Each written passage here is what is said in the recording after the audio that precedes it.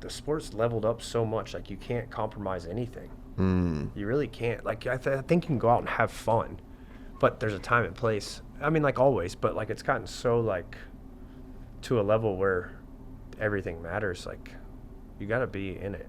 And when you had the 2-year suspension and then you came back, did Yeah. the sport even level up in that time? Oh, 100%. Really? Yeah, because when I got back, my first race back, I got 12th.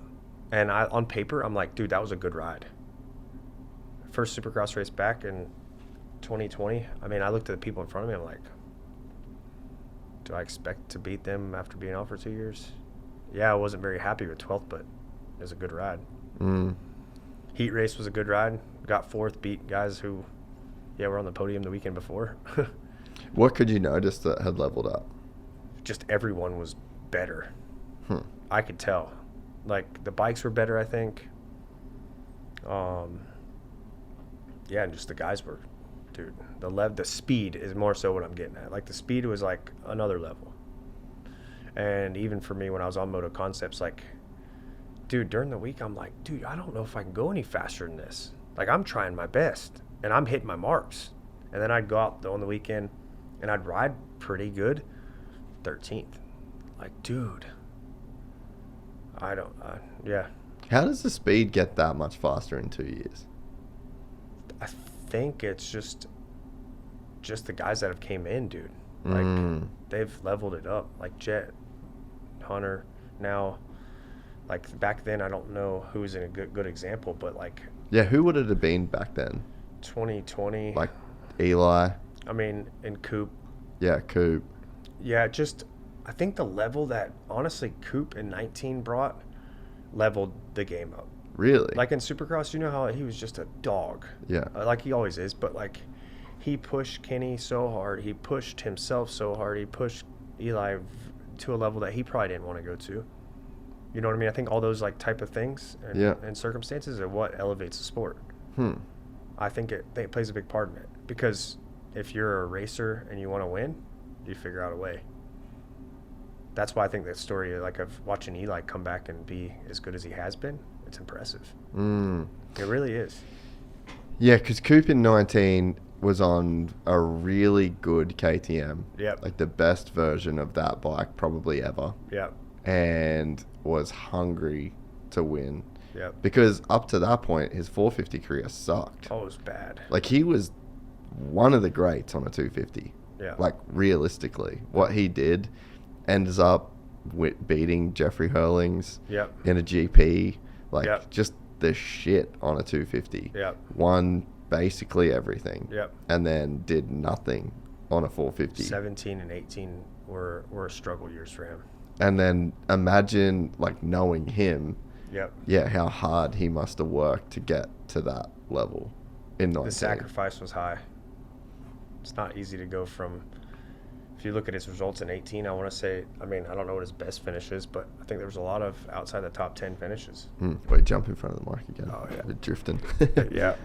Yeah, I think a lot of and then the finishes injuries. were, and then to go to KTM and do what he did, it's pretty impressive.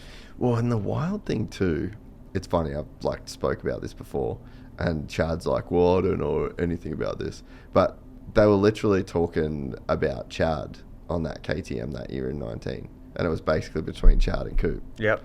So like Coop almost didn't even end up with that ride, and it's like the position that he was in to like just get on that team, probably the best team at the time. Yep. And then just make it happen, dude. Make it happen.